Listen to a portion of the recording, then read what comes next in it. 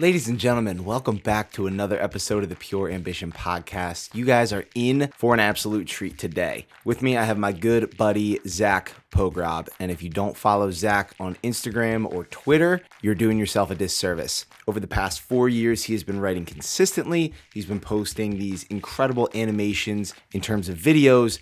I've never seen anything like it. He's really started a trend on social media of these really, really cool graphic videos with these powerful voiceovers from some of the writing that he's done. And through 4 years of consistency, he has amassed an audience of over 2 million followers, both on Instagram, Twitter, his newsletter, and other platforms. Zach has one word that all of his content centered around, and that is obsession. And so his obsession is obsession. So he shares the timeline of his life and how each and every phase of his life, he had this certain obsession that has ultimately led to where he's at today. He was a college soccer player. He's an entrepreneur. He started multiple businesses, and his mission with everything he does is to create a cultural movement, a mainstream cultural movement where people are following their obsession. They're leaning into their passions. They're going all in on that thing that keeps them up at night. And he's so genuine. He's so unique. He's so authentic. And if you check out any of his content, that'll reign true. It's amazing to see the community that he's built. So if you see anybody with the black flag emoji in any of their social media bios, they're a byproduct of Zach's obsession fam. This is an incredibly inspiring conversation, especially for me as a young entrepreneur. And I'm sure it will be for any of you other young, ambitious people out there striving to become the best version of themselves, leave a legacy in this world, and continue to help impact the lives of others. If you enjoy this conversation with Zach, please subscribe to the channel.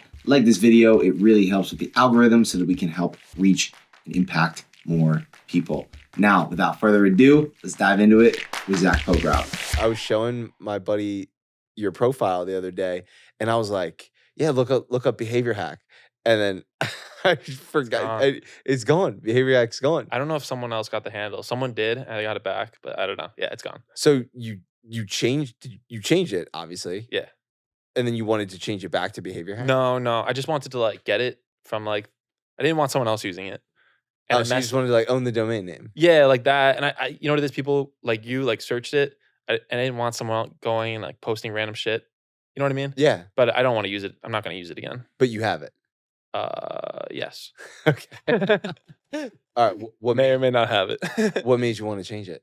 I realized that for what I want to do, it was not helping me, and was holding me back in some ways. I didn't want to use it for any branding purposes. Didn't really make sense with what I was talking about that much. I actually don't really like the word hacks. I don't like hacks.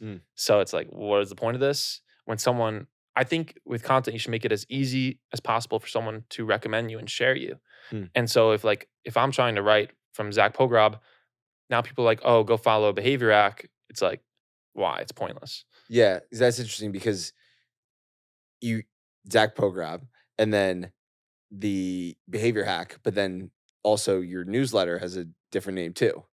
So kind of just keeping everything aligned more so. Yeah, keeping it simpler. I want to have books under my name, basically. So it's over decades. So it's why have this? It's not even a pen name. It's a username. Ultimately though, I don't think it matters that much.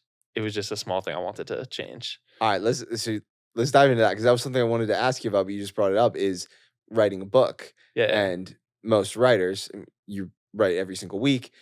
I was curious, book, do you have an idea for it? Do you have any sort of timeline on when the first one is? Yeah, come on, spill the beans a little bit. Yeah, where's the book? Yeah.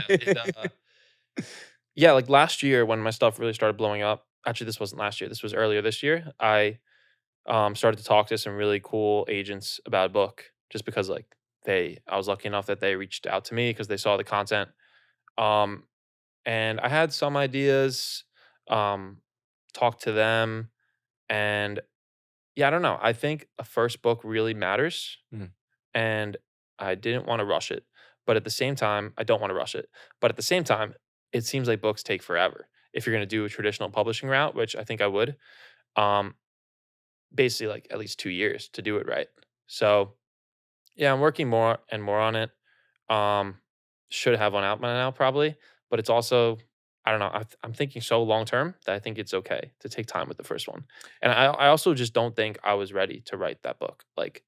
I'm a big believer that everything I write on that Instagram has just been a reflection of myself. Most of it is just talking to myself. So to write that book and have it really take over the world like I want it to, I have to be the person to write it. Mm. Does that make sense? And Yeah. I haven't been that person yet. So Mm. so that's probably the best answer. You haven't been that person or you haven't become that person? Sure, yeah, but haven't become them yet Okay. fully. What do you need to do to become that person? Or actually, what does that person like, do you know what that person looks like, sounds like, talks like, or is it something that you know like, okay, I have the feeling of now I am that person? I think it's both, and I think it's gradual, but it just looks like someone who's like my thing is just this one word, obsession, and it's someone who's living that fully. And like have lived that. I There's a lot of aspects to the word. I think I do represent it always in certain ways, but in other ways I don't think I have over the last year. So it's like that person is fully obsessed across every pillar of obsession, and I can explain this more if you need. But Yeah. yeah, I'm not there yet to write that book, I feel like. All right, let's dive into that a little bit. Obsession. Where does your obsession with obsession stem from? Yeah, I think it's one of those things. I think I was thinking about this week. The most important things you do, um, you're really not gonna consciously plan them, right? So, like, I don't even remember sitting down and being like, "I'm gonna post on Instagram every day." It just happened, Mm, and then boom, I look back and it's been, like, 4 years, right? I don't remember, like, focusing on obsession truly, it just happened. I think that is so important, and it's like, so where did it start? Like, the tactical answer is that I had written a few posts with the word obsession about obsession, and they just resonated a ton. mm, Did really well, like on social media, and it was also a really unique concept. I think, and I noticed that, like Tom Bilyeu, like Sick yeah. Entrepreneur, Quest Nutrition was sharing it, and like still shares it. So that was one. Like I noticed it was just resonating a ton. But the actual obsession, like I think I've been super obsessed my whole life. Like we were talking about Call of Duty in the beginning. When I was a kid, like I would literally sit in class and I would sit in the back. This was like middle school, so it's like I was like too old to be doing this, I think. But I would sit in the back with flashcards, and I would like write out what I was gonna like the loadouts I was gonna use in Call of Duty, and I would No just sit there way. with a stack of flashcards, and teachers were like, "What the fuck are you doing?" And then um, with the first business I started, the photo booth rentals Yeah. for weddings, that was like pure obsession. I would drive like 8 hours to go and do like one event and make a few $100. I was just like mental with it, but it worked and like changed my life completely.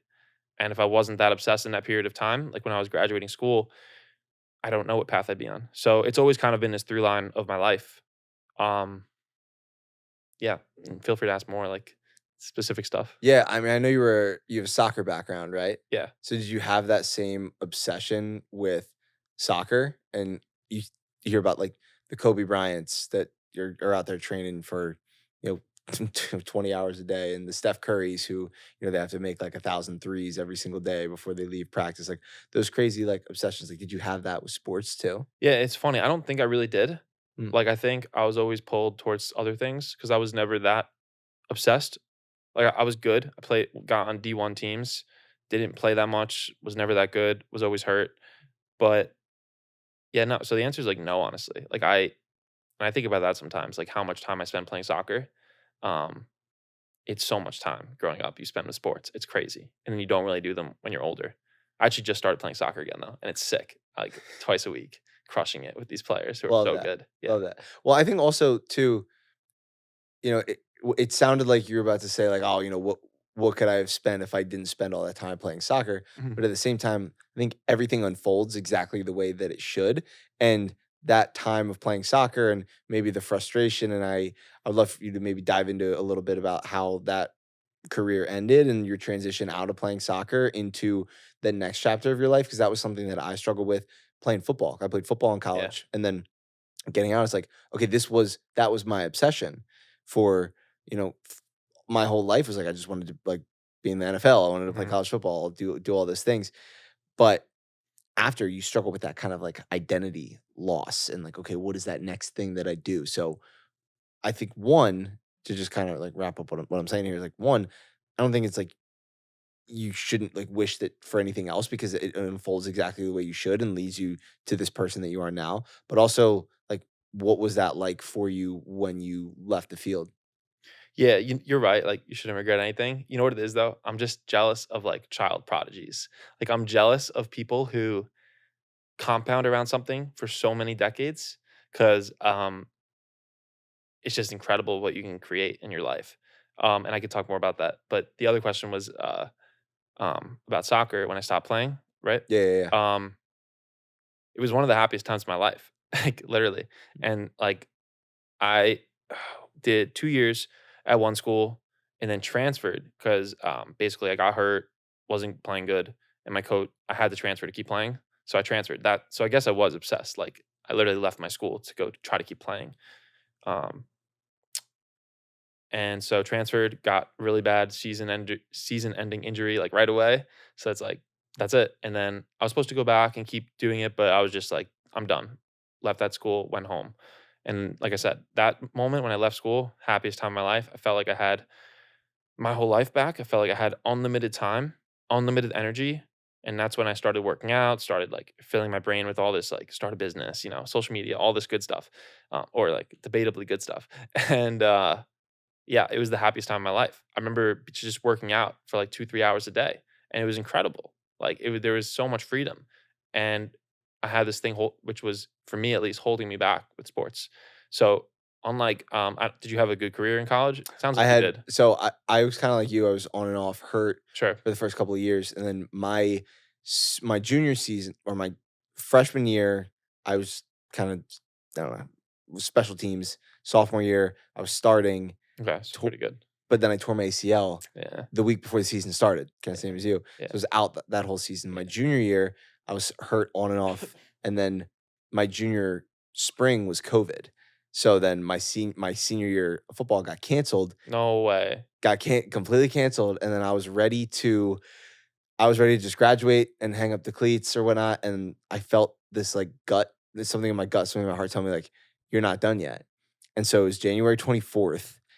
Classes started January 25th. I was literally packing up my car to go drive to school for my last semester, and I was like, "I'm not going." And I withdrew for the semester and trained harder than I've ever trained for anything. Literally became obsessed. My whole life became around optimizing my health, my strength, my recovery for football for the next, however long, like 11 months from there. And I had a really, really good senior season, but the first 3 years were up in the air. Yeah. But What'd you say you played? What position? safety. Nice. Yeah. So it was great, but I had a decent career, but, yeah. Yeah, and so for me, it was a little opposite, like, mine was not decent, and so mine was just bad, and so I was just like, there was so much freedom and, like, Mm. a lot of people had, like, I think the negative. It's actually interesting, like, a lot of people had the negative side of losing their identity as, like, an athlete, Yeah, yeah. like you said you kinda did, Mhm. but I kinda had, like, the opposite, like, it was great. It was, like, amazing because like, I no longer had, like, it was a negative for me. Right. And now I was able to go create this whole new identity, from scratch, which for me was amazing. So what Yeah, was that thing that you dove into? I mean, you mentioned working out, but yeah. what else was your obsession? It was lifting, started the first, event business, and just, like, really those 2 things. But I was really skinny, like, was really into lifting for a while, and, yeah, they just completely took over my life, and like I said, I just felt like I had so much energy and time, and so I think, like, losing that identity can be an amazing thing, whether it's, like, a good identity or bad, just, like, starting from scratch can be amazing. Yeah, you talk about the kind of you talk about working out a lot and what that does for you mentally, right? And so do you think that that was kind of the foundation for that next step in your life, formulating those next obsessions like the photo booth, Yeah, and now what you're doing now because of all the, kind of mental, physical benefits that you yeah, get from working out? 100%. Yeah, 100%. Like, you can't, like, go from not working out to working out, like, 2, 3 hours a day, watching yourself, like, in a mirror completely change. You're gonna change your life if you do that, I think. And whether that's lifting or running, like, you're literally it's impossible for that to not go and completely affect what you're doing with your life. And I'm sure a lot of the ideas that you had came from hours that you spent in the gym. 100%, yeah. And, like, even now, it's the same. They all do, basically. Not all of them, but the good ones mostly come from, like, walking around or running. A lot come from running. And Yeah. you just got into running, right? Or like more like seriously? Yeah, like, more seriously, I would say, like, around, like, summer.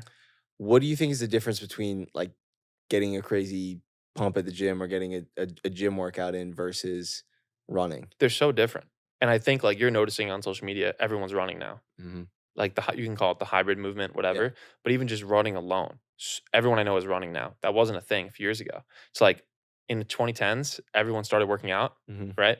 But now in 2020s, everyone's starting to run. Yeah. So bullish on running. Like, it's amazing. And it's like, there's a page I love on Instagram. I forget the name. I think it's called Suffer Today or something, Okay. and it just shits on lifting. It's amazing. It's like, and it's kind of true. It's like lifting is soft. Go for a run, you pussy. And it's so good because it's true. It's like when you go from and now like I'll lift and it's good, and I still try to lift hard, but it's like lifting to me feels good. Mhm. And you could say maybe I'm not lifting that hard, but that's fine. Lifting generally feels good, but running feels good, but it hurts, you know. Yeah. And it's like It's not that. not comfortable. Yeah, no, it's not comfortable, but you know what I'm trying to say. Yeah. And you don't get that with lifting. And so it's totally addicted to running. It's got a little more complicated now because I'm trying to play soccer, but it's like still running is it. Well, I imagine the running helps with your soccer. It helps, but if you go too hard, I'm like sore all the time. So True. it's hard to play soccer when you're sore. But I don't know. I'm figuring it out. Dude, so how have you managed to balance or lack thereof rather? Because I don't think, and I'm sure we'll get into this, but like you should like it balance imbalance is good. Right? Yeah. Like, imbalance is definitely good. But with building your brand, building your companies, doing everything that you're doing from like a creative standpoint, yet also taking care of your health and recognizing that like when you do sleep well, when you do eat well, when you do drink water, like do all these things, you're in turn going to be more effective at the creative piece. But at the same time, if like you're completely balanced in both of them, you're never going to really peak at either one of them. So, what's your kind of flow with, yes, optimizing health, but yes, also trying to create something that's going to leave a legacy? Yeah, I wrote this the other day. I think I started this post. I was like, be an athlete first, Mm, or see yourself as an athlete first. I saw, And yeah, and that's what I'm great. trying to do now. And I've noticed that a lot of my friends are as well. Cause it's like, yeah, whatever, I have to make this content or do this work or answer these emails. But like, no, what I really have to do is go run 10 miles. Like that is what matters. All this other stuff is like fake, but athlete first. And I don't know. Like now I just signed up for a marathon like 2 hours ago. It's great. And it's like now like I need to go run this marathon. That's really all that matters. Um, I don't know. So that's kind of been my mindset lately, which is just like folk let the other stresses kind of like not take over your life as much by obsessing over like the sports stuff. Mhm. Cause then if you're in that extreme, all this other stuff, which before was really stressing you out, now is like whatever, just answer some emails. It's yeah, I don't know. So I don't know. Like I don't know if I'm the best person to answer this because like I'm kind of a fan of the extreme life. I think people should like lean into their obsessions and like I was playing soccer the other day and I'm not that great because I kind of took like 2 years off Mm. and like I'm staying after and like watching the next game so I can like get better and learn. And it's like, I don't know. I'm a fan of that. What was your original question though? Like how to balance it? The original question is just like, how do you look at, yes, like doing the things that are going to optimize your health so that you can be more effective in your Yeah. work? Yeah. So it's Yeah. like, yeah, seeing that it's like the same thing. It's Mm. like you're an athlete first, like all of this is an athletic pursuit. I also think, especially if you're a creative, like it's so essential.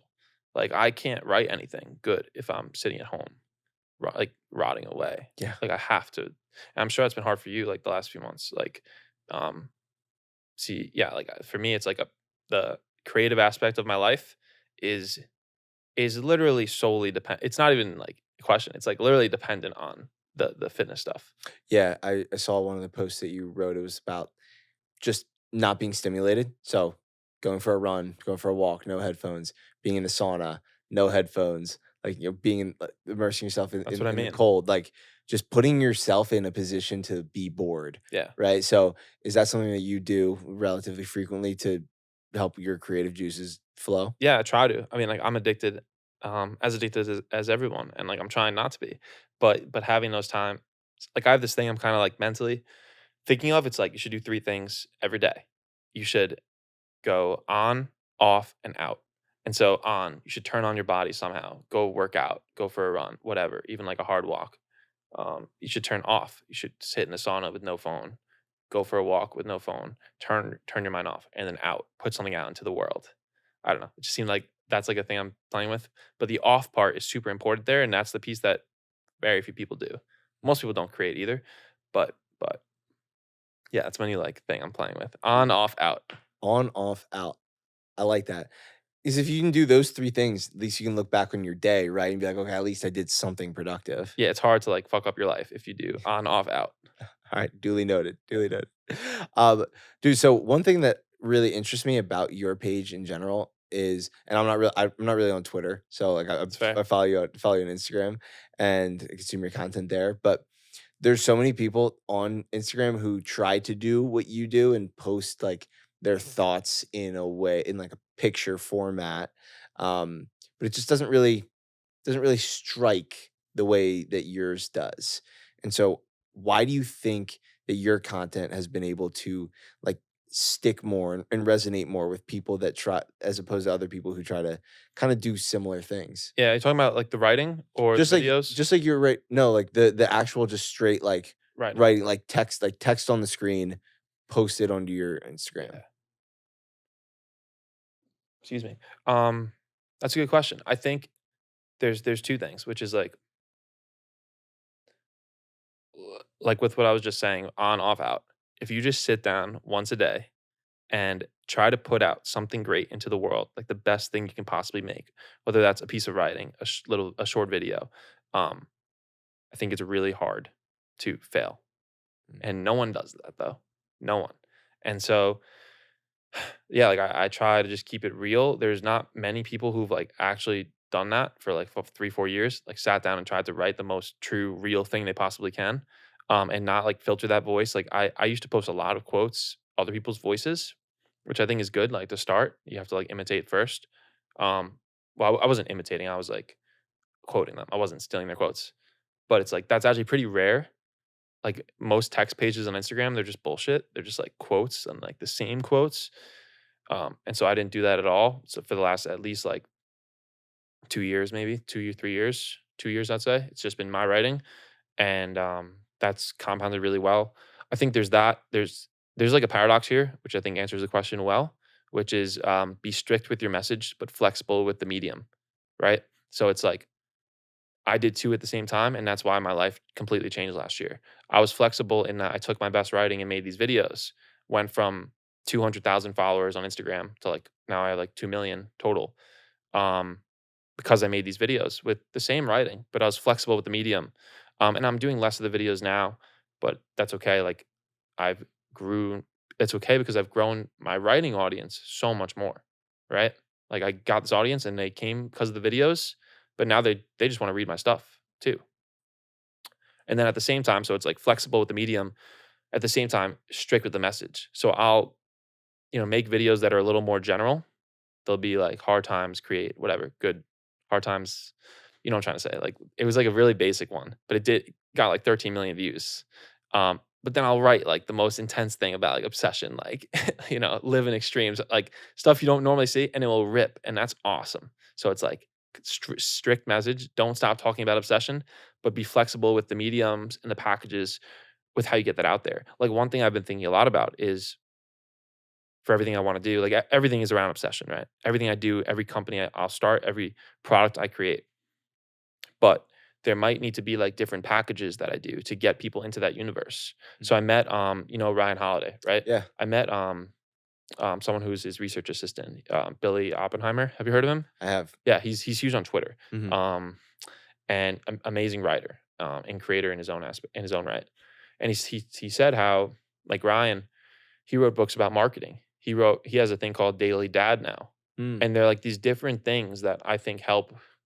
Because I think he didn't say this, I don't think, but like Ryan, really, what he cares about is stoicism. So it's like, what are these other packages that can bring people into your universe? Um, and so yeah, that's what I don't remember how I went down that rabbit hole, but I just think it's so interesting to think about.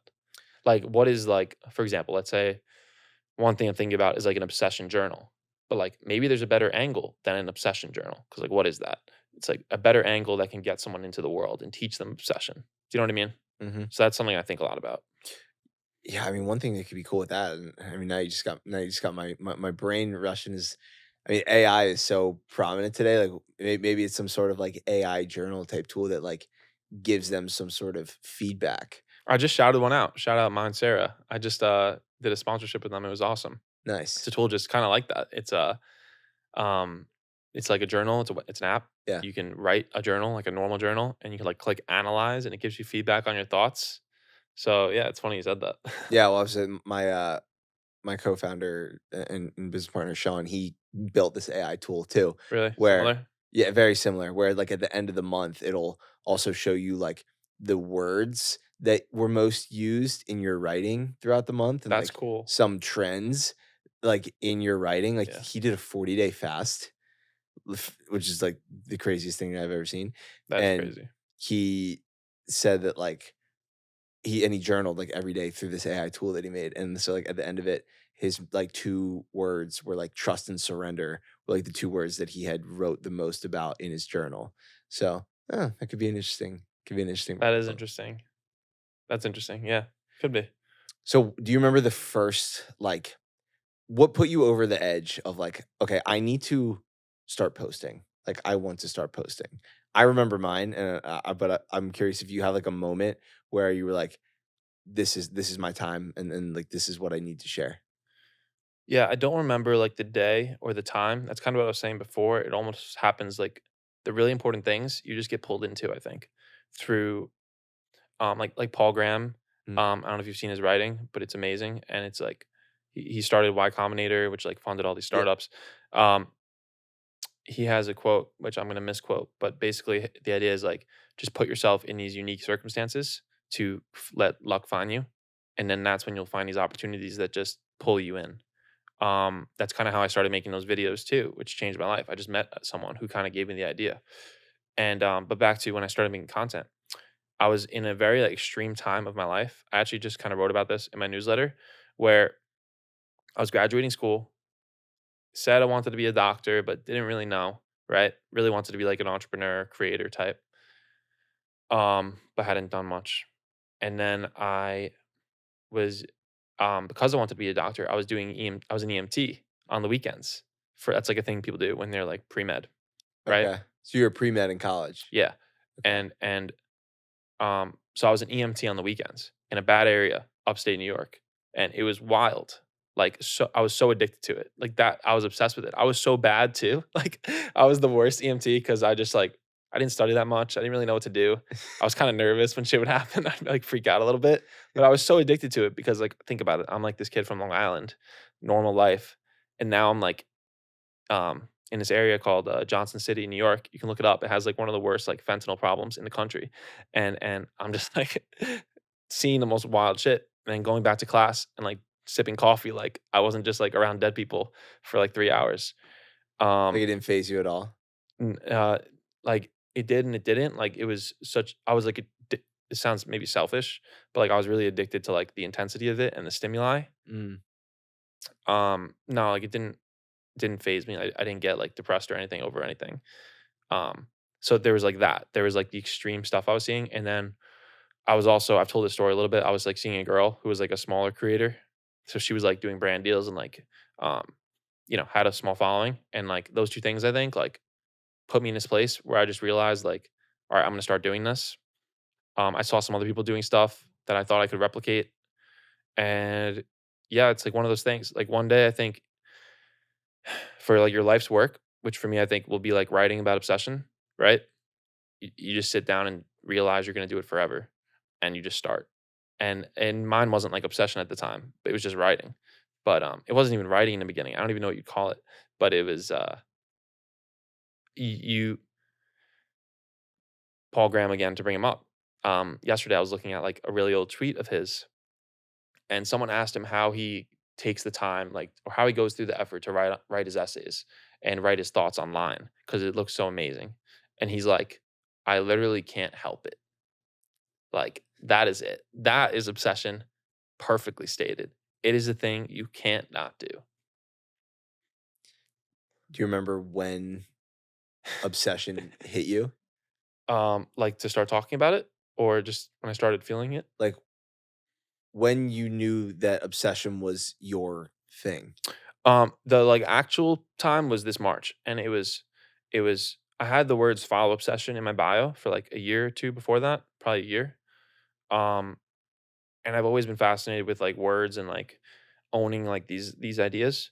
But it hit me. It was like last March. I was on a run, and I just had the idea, like I said, running, it's everything. I had this idea to like get an emoji for obsession, right? And so I was like, I went on Twitter. I said, we need an emoji for obsession. Which should we do? I already knew which it was. I already knew it was going to be this black flag, but I was just like, I just put it out there anyway. And then posted that on Twitter, on Instagram, like got on Twitter like hundreds of comments, on Instagram like 1,000 or 2,000, and at least several hundred, maybe 1,000 people added like this black flag to their bio. And that was when I'm like, all right, that's it. Like that was the real moment, I think. That was like March. But if you look at my content and my tweets, I've been freaking ranting about obsession for a while, like 3 years, which is how long I think it takes to be like become known for something. Did your content immediately start to take off, or was it a while before things started to take traction? That's a good question. It was a good amount of time. I think I started in the spring of 2019. Yeah. And I had like 10,000 followers by like the summer. So like you could call that taking off, I guess. But I was just like obsessed in the beginning, truly obsessed, like hacking whatever I could. And my original content was so bad, but it was like I was just like I never like paid for things, but like I would join engagement groups and like, share posts, like all this shit. Just obsessed trying to figure it out. Um and but no, it took a long time. And I was like 3.5 years in, had like 200,000 followers on Instagram, which is worth whatever that's worth. And then yeah, all everything changed in the last year when I started making those videos. Um, but but it's exciting now because now I feel like I have this launch pad to do basically anything I want as long as I just keep going and keep creating selflessly. But yeah, it took a long time. And even when I was in 3, 4 years in, it was still kind of, it was big, I guess, but not really. Not like, not really. And so, but it does compound, I think. Content compounds like nothing else in the world. Um, and you talk to every big creator and they felt it. Mhm. So you took this concept and you still had the photo booth business. You were still doing that. Are you still involved in that, or did you separate yourself from that? And I know from what I know, I mean, tell me if I'm wrong, but I know this is pretty much what you do like full time now, Yeah. is building this. So how are you able to turn this into something that you do full time? Yeah, it's like the photo booth is like a small income stream, and to be transparent, like I basically bet everything on the content. Like last fall, I had this idea to start making these videos, and it was not proven. No one was making. If you look on Instagram, like these videos are all over now. Like almost every big creator is doing them, and I was basically the first one to do them like at scale. It was like a risk, um, and so I basically like I paid for a ton of animators and like basically had to like shut off that old business just because of the way I did things and took a risk and it worked though. It really did work, I think. And so yeah, now the photo booth's like a small income stream. How I've done the content, like I think I could make a good living just from sponsorships, like on the newsletter and on Instagram. Um, as long as I want to do much bigger stuff than that. Have my own products, my own companies, my own brands. Books are like the big thing I want to do. But it's hard. I think it's like really hard to like get there. It took me 4 years. I'm still, it depends how you find like a good living. Um, but the one thing I did believe, and from the moment I started, things really took off, is if I just like relentlessly put amazing stuff out there, good opportunities will come to me. Um, that's one thing I believe. I also believe if you're just the best, like that is a good thing, like to aspire to. Like, let's say like your thing, like, or not even your thing, but let's say like there's a type of creator out there. Like, here's a good example. You see these like book accounts on Instagram. Hmm. It might be like a bad idea to like start one of those unless like you have a reason or a deep belief that you can just be the best and the biggest. Like I think my Instagram can get to like 3, 5, 10 million. And then that is like a very different game. Like there's like insane connections and opportunities that come with that that you don't really get at like, you know, a few 100,000 or like a million. I don't know. Like I think what I'm saying is just like being massive is a cool goal to me, Mm. which has maybe held me back in some ways because I've over indexed on followers when they really don't matter. Mm. What do you mean by that? Like followers don't matter. And like I have a big following, but people like much smaller accounts have much more loyal followings, you know? So it's like it's different. And I recognize how little it matters, like the number, but at the same time it's hard because you want to grow it, Mm. you know. Yeah. One thing I love that I've heard you talk about a lot, and it took me until like having this hard issue to realize that, and that is that nothing really matters in life. Yeah. Where does that like where does that come from? Where does that like feeling of like, okay, none of this really matters. I should just go and do what I love? Because for me, it took like literally this crazy arc condition for me to realize like, wow, we're on this floating rock in space and we're all gonna die and nothing really matters. So where does that come from? And does it give you peace in like your pursuit? Yeah, I mean, it's like a good stress reliever. Like once you get the floating rock thing through your brain, it's like just helps when life gets stressful. It's like, what is like this email I'm stressing about? It's just like text on the screen. Like everything I want in life is basically like let's say if I'm focused on writing, basically all of my dreams and everything I want in life comes from typing the right buttons in the right order on a keyboard. It's like this is all game. It's all ridiculous, and yeah, I don't know. It's just a good stress reliever. Like nothing matters, so find something that matters. Um, yeah, I don't know. I feel like that's something that once it truly becomes ingrained in your brain, you can't really teach someone to like realize that, and I probably have realized it in a small amount compared to others. But once you do, it just makes life feel different. I don't know if that's a good answer, but Yeah, no, it's totally, what came to my totally, mind. totally. There are no good or bad answers, man. That's true. It just is. Yeah, but there are some bad answers. Yeah, I agree, there are some bad answers. Dude, the one thing I really was interested in is you mentioned this post a couple weeks ago. I think I was looking at it and it really hit home with me. I was reading it and for whatever reason it stuck and it was the three acts of obsession. Mhm. You have like three acts of obsession, right? And Yeah, I don't remember exactly all the details of it, but kind of writing it like obsession as like a play, like yeah, a Shakespearean play. yeah. So tell me a little bit about that. Where'd you get that idea, and, like, what are the 3 acts of obsession? Yeah, they're not final. Like they're like tests. That post that when I've shared that, it does do really well. People resonate with it because it is true. Like when you look at like these people who like I haven't as much lately. On Twitter, I haven't posted these people like Steve Jobs, Arnold, Walt Disney. Those are like the big three of like the Mhm, obsessed that I look up to. On Twitter, I've been going really hard, and I'm gonna about to start. The one thing I'm about to start doing on Instagram is making like a separate page for like the obsession movement, which mhm. I think is gonna be awesome because I've been doing a lot on Twitter, but less on Instagram. And there's like a whole thing now happening on Twitter. Twitter's really like the cult really is. Like Yo, there's a Twitter's a wild wild place. place. But I've been someone I'm going down a rabbit hole quick, but I'll come That back. it's all good. I'll come back. Twitter, uh, the best ideas for your community, I've realized, whatever your community is, they're rarely gonna come from you. Like, because think about it, just logically. It's like, what are the ideas that's really gonna resonate with the people? It's gonna come from the people.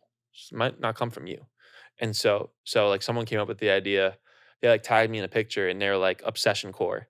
And do you know like that type of thing? Like this is like Reddit stuff. Like cottage core. Do you know what that is? I have no idea. It's like just an aesthetic around like cottages, like old Okay, like country cottages. okay. It's like there's like different aesthetics around. Someone listening to this will understand. So And yeah. so now there's like an obsession course starting where it's so sick. Like I shared in my newsletter too a little bit, just like these epic pictures, hard to describe. It's just like black and white of like a lot of it will be like I did one with like Kanye, and it's like all these epic pictures of Kanye, black and white with like red, and like it's hard to explain. But now there's like an aesthetic happening. I don't know why I'm going down this rabbit hole, but it was just interesting to me. Um, Back to the acts of so yeah, look in my link in bio when you're listening to this. You'll see like a Pinterest to obsession core, Oh, and it's sick. can't wait to look at Yeah, it. it's cool. It'll like inspire you. Or you could use it as your wallpaper. Back to the acts of obsession. So let's see if I can remember them. It starts with the moment, and then there's the medium, and then there's I might be messing up some of these up because I've been changing it a lot, but it starts with the moment, the medium, the dark place is part three. Then there's the vehicle, then there's the climb, then there's the pinnacle, and then there's the twist. I think that's it. Or that's close enough. That's most of them. But it's basically like to walk you through the story. Like it's like Arnold, right? Arnold is growing up in like Austria, middle of nowhere, and just gets lucky enough that he obviously there's all this combination of stuff when he's a kid, but he meets someone who has a gym and gets to feel a bar under his fingers. And you could read his first book. It's called Arnold: The Education of a Bodybuilder. Have you ever read it? I have not. So good. You have to read it. It's because it's when he was really young. His new books are good, but they're probably like mostly ghostwritten. They're they're good, but like go back to when he was young. Mm. So he had this moment where he found his medium. He found his obsession, which his first obsession, which was just like weightlifting. Just loved it. Um, and then there was the dark place. The dark place is probably the most important part of obsession, which is like when you finally find a thing you want to do, but it tears you away from your reality that you're living in, and now you're like alone. So you're like in this gap.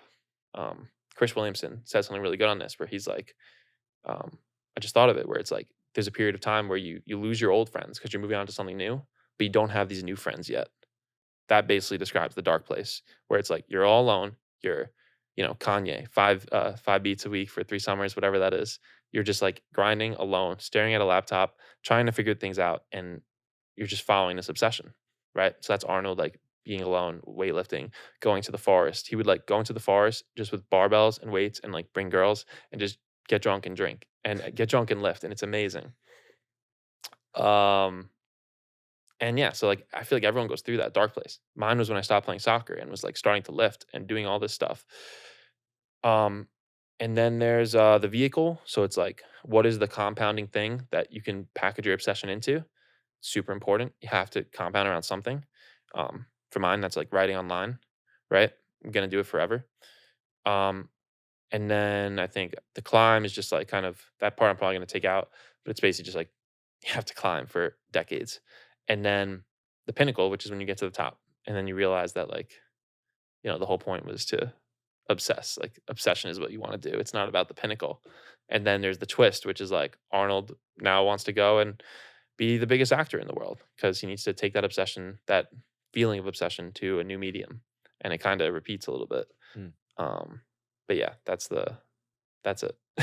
Yeah, so it's interesting to think about community too, because you mentioned earlier in that the what is it? The obsession core? Obsession core is like Obsession the core. aesthetic of obsession. Okay. Okay. The obsession core, right? And so That's not the name of the community. That's just the aesthetic of the community. got it. This is all funny right now, but give me like 5 years and it will actually be a thing. Okay, so all right, this is an interesting transition here because I wanted to ask you about community. Like you're trying to build this community. Like, I told you this in the elevator on the way up. It's like I think one of the most powerful things we can do is like bring together people over a shared interest. Yes. And I heard that from somebody. I didn't like coin that or anything, but I think it's so true. It's been raining true, especially over the past couple of years, especially when people were separated from each other. There was people are looking to be a part of something. Correct. I was talking to our mutual friend Tyler Schwartz. I was like, dude, why Yeah. he literally listened to his community. He said, "Hey, I'm gonna be here running. If anybody wants to join, come out." He had one guy come. The next time he had two, and then three, five, whatever. And then they were like, "Hey, yo, like let's start a group chat. Hey, let's do this. Hey, let's do that." just listening to the community. So the more that your following has grown, the more that your community has grown, what are some of those things that you see people continuing to ask you for or want, or basically how are you like tuning in and listening to your community that you're building? Yeah, that's a good question. I could talk about this forever. Um, like Tyler said something really good when I met him. He said that it's not about the running, right? It's about he hosts a massive run community, run clubs. And he Eh, hasn't eh, ran for months. oh yeah, I know. It's fine. Poor guy. Poor guy. Yeah, no, he's dying on the inside. But he's yeah, it's just about like he gets it. It's about like the connection people feel to each other. Um, it's about so that's actually not my point. But he's a good example of like a great community builder because he has the right mindset. Usually there's something underneath this top activity that really is the reason a community shines, right? Um, and so like for me, it's like the way I see it, it's the best communities give someone a piece to build themselves, right? That's what you're really doing. You're not telling them to be a certain way. Um, they have to view your thing, your mission, your whatever your thing is as like a piece that's going to help them, a building block that's going to help them create themselves. And so like for me that was with the black flag, and like I said, my community is like definitely most alive on like Twitter. Mhm. And that's kind of intentional. I think it's like because I'm like smaller on there, it's more like um I don't know, it's hard to explain, but it's also like a bad thing that I haven't brought it to as big as it could be yet. But the point is like I did this black flag thing, people could put it in their bio to represent obsession, and tons of people did it, and now they feel differently about themselves when they represent themselves that way. I think, I think, and it also gives them an opportunity to create more. That's like what I think the best communities can do. It can like kind of be like to go back to the run club. Now people can film themselves running and become a runner and document that. And I think like I'm trying to do that with obsession. Like I want people making their own obsession core art, and like they are. It's amazing. I'm getting tagged in it. It's like so cool. And that's really what it is to me. It's like how do you give someone a piece to help them create themselves and give them the tools to go and put stuff out into the world. And behind all that is a leader, right? Someone has to run this, but they have to constantly be battling, like, not making it about them and making it about this thing that they're serving. Um, John Fio is like someone who talks a lot about this. He's like great entrepreneur, started a company called Gravity Blanket, and not a lot of people. Do you know his name? Don't. You don't, but you've heard of Gravity Blanket, right?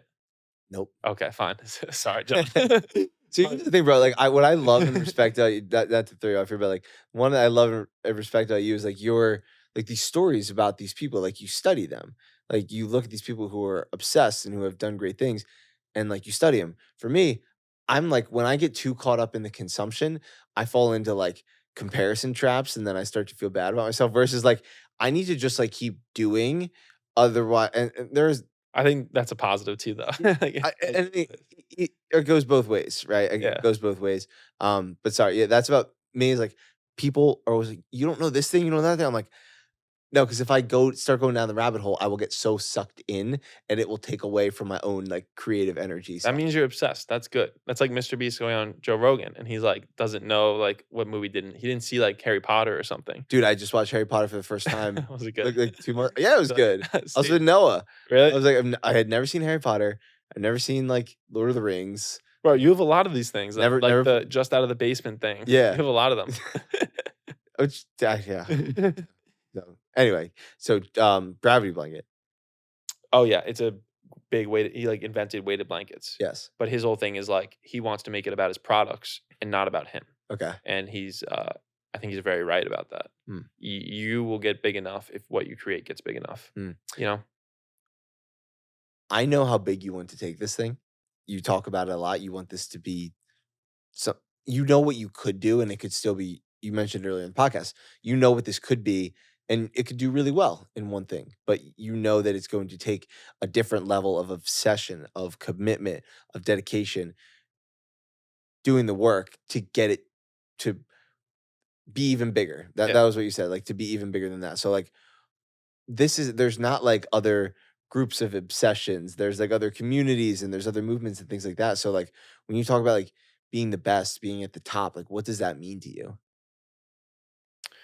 Yeah, I was thinking about this. I was thinking about this the other day. It's like I think like there are like different words for what I'm trying to do. Some people you could call it just like rebranding passion or rebranding purpose. Like I think over like 5, 6 decades, that's like $1 billion opportunity. Like if you could create this thing. So like the best parallels for what I'm trying to do are so there are different movements that happen in culture, right? One is like digital nomads, right? Mhm. That's a thing. One is like fasting, right? Yeah, One is vegans, right? One is minimalists. That's like a good comparison, kind of. sure. These movements start with just people doing weird things, and it's like, how do I create something like that? That's like kind of what. What was your original question? Like, how do I? Like, what is you What talk is about, the like, end goal? being the best, being at the top, like, what does that look like for It's you? like, yeah, it's obsession being like this mainstream part of culture that people recognize and understand. Does that make sense? Like, That's good. Like Yes, minimalists. Like yes. minimalist is kind of a good example, but I would Mhm. like to be bigger than that. So like minimalists is like someone could be a minimalist if they like, Marie Kondo, I think that's her name. She has a big book, life changing, life changing magic of tidying up. It's like a part of culture. People identify with it. They'll put it in their Instagram bio, right? Yep. They'll put the Instagram bio test is big. That's why like when I was able to Plant-based. plant based, You know, hybrid athlete is the new one. yeah, exactly. You see it all over. Yeah, this is just like this stuff has always been there. Or it starts with just a small group of people doing weird stuff, but then everyone does it. Ice baths, right? All this stuff. That's like the vision. It's like this big picture thing, and it plays across every medium. So it's like there's a Netflix series, The Obsessed, where it's like these custom documentaries.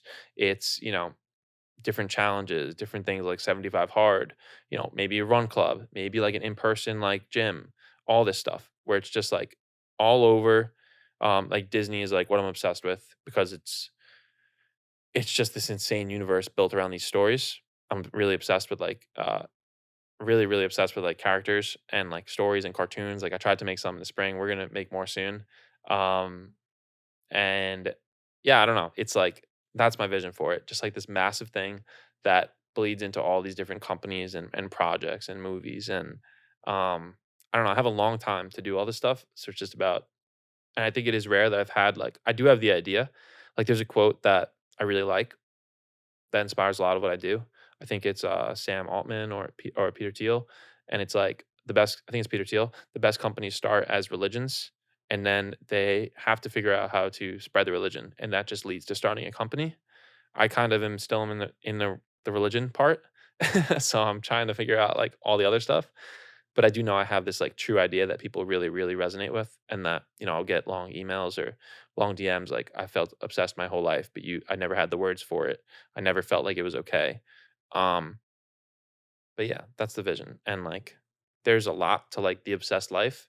Like that's gonna be a big part of it. Like the obsessed life, it's like waking up early, fasting, going for long runs, um, writing sessions, like all this stuff, and yeah, that's like the vision.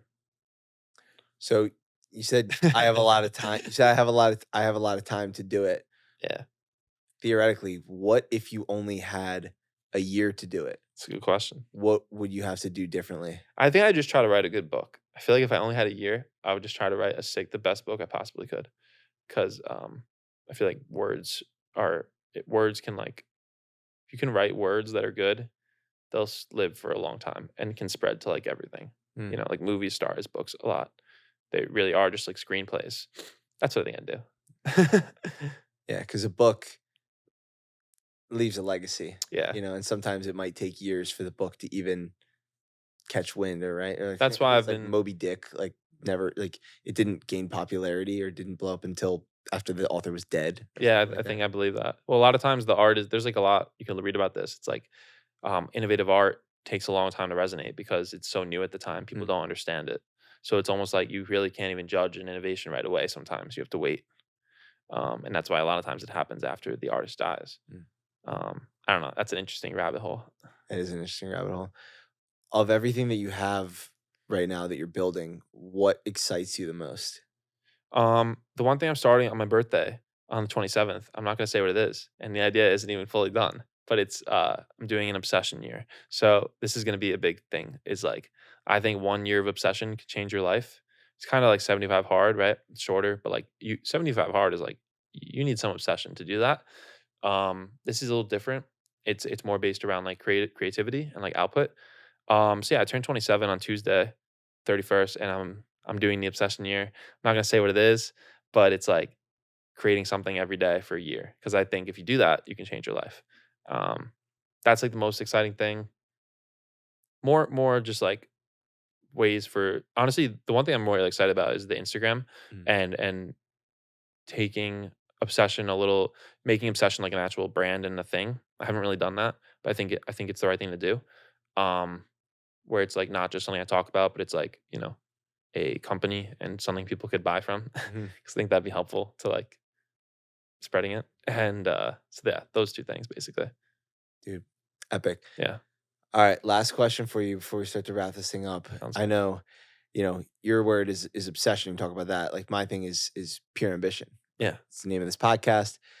Something that I'm obsessed with is, relentlessly pursuing the best version of myself so that I can pour back into others, leave a legacy, inspire and empower 100 million people. Like that is my ultimate goal. Love it. That's what pure ambition means to me. I'm curious, for you, what does pure ambition mean and how does it apply to your daily life? I mean, I like the word pure. It's like, what is the truest, most real aspect of what you want in life? I think I was thinking about this the other day. It's like a lot of times the hardest thing you'll do is give up a dream you've had forever. And so like you'll have an idol when you're young and just want to be like them and follow them. But then you'll learn throughout, the things you create and the gifts you have. You'll learn what your path actually is. And so it's like a lot of people I think, including me, started out with the wrong ambitions. It's like I wanted to be a doctor, but I really didn't. It was the ambition that was like what's the right word? Like given to me by the world I was in. Mm, Right. So to me, like pure ambition means like actually finding what your purpose is, what you're truly meant to do, which can take a really, really, really long time. Like I talk about like the medium of obsession. Your medium might not exist yet. Like what about, the podcasters who didn't have podcasting 20 years ago, right? It's like that's what it is. And it's being patient. It's being patient to find it, right? While still like we talked about earlier, putting out stuff relentlessly and putting out stuff relentlessly and putting yourself in all these extreme and new situations to realize what that path is. Super important and super hard. Um, but yeah, that's what pure ambition is to me. I love that, bro. Dude, I'm so grateful for you. I'm so grateful that we got connected and that we've been able to spend some time together. And I just am so motivated and inspired by you and your commitment to obsession and your commitment to like leaving this world better than you found it. At the end of the day, yes, it fills your own cup, but also like it's got to be cool to see that like the impressions that you reach and know that like every single one of those people benefited from that and that's going to make their life better and then it's going to be a trickle down effect. So I just want to say I'm super grateful for everything you do. I'm excited to see you continue to grow and just continue to make your mark on this world. Thank you, bro. You inspire me way more than you know. So thank you. Much love, bro. We're done. Bam. Thank you guys so much for tuning into today's episode. I wanted to give you all a heads up too that I launched a free community on the Upspace app where you can join, ask me questions, connect with like-minded individuals, follow my 4-week running and strength training program that has some dedicated mobility sessions in there as well, so that we can all optimize our health and fitness together. So if you're interested, head over to the App Store, download the Upspace app, and join the Pure Ambition community today. Love you guys, and I'll see you in the next one. Peace.